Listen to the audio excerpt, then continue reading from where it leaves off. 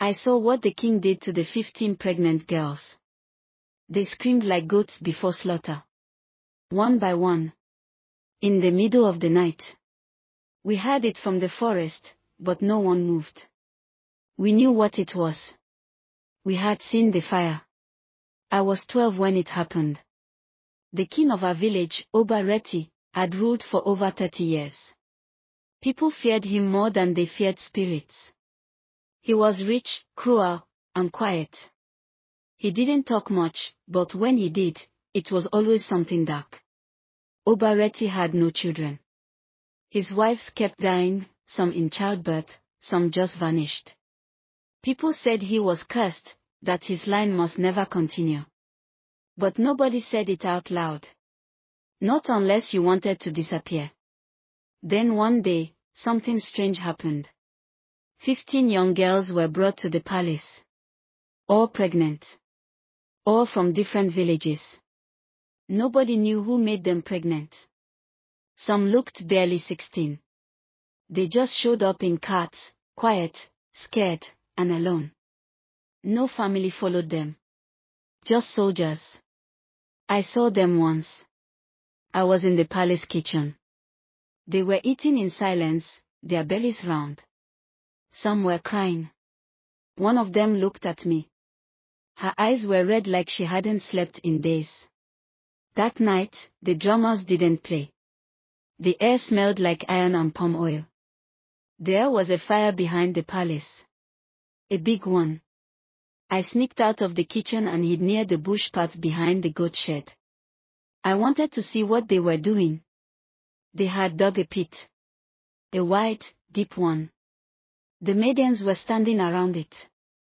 Naked. The king was there too. So were his guards and that old priest with the blind eye.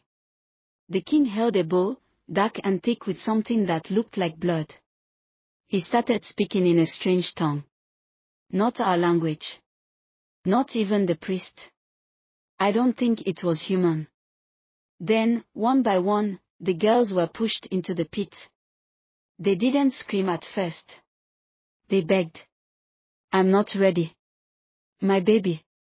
Please, mercy. Then came the real screams. There were creatures in the pit. They didn't look fully human. I couldn't see them well.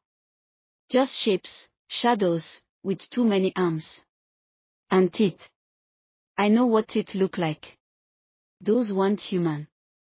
The king stood over the pit and chanted. The priest poured the bowl into the hole. The fire grew taller. When the scream stopped, the king fell to his knees.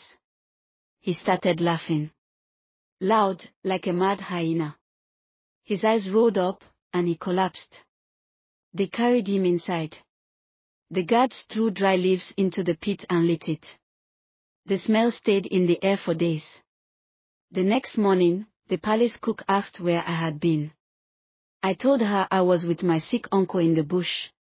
She nodded. She didn't believe me. But she didn't push.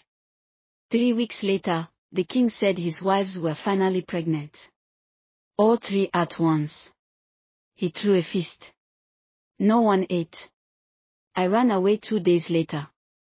Now I live in another town. I don't say where I'm from. I don't tell people my name. But I dream of those girls. I hear them scream. And the worst part. I think the children born to the king's wives were not his.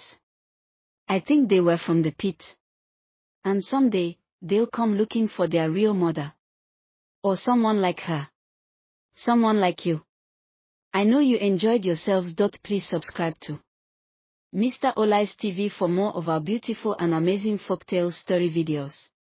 And please remember to like, comment and share. Thank you. We love you. Mr. Olai's story. Whoa, whoa, yeah, yeah. Come and love it. I'm on Mr. Eshmina and Apasiano. Sometimes people think that love is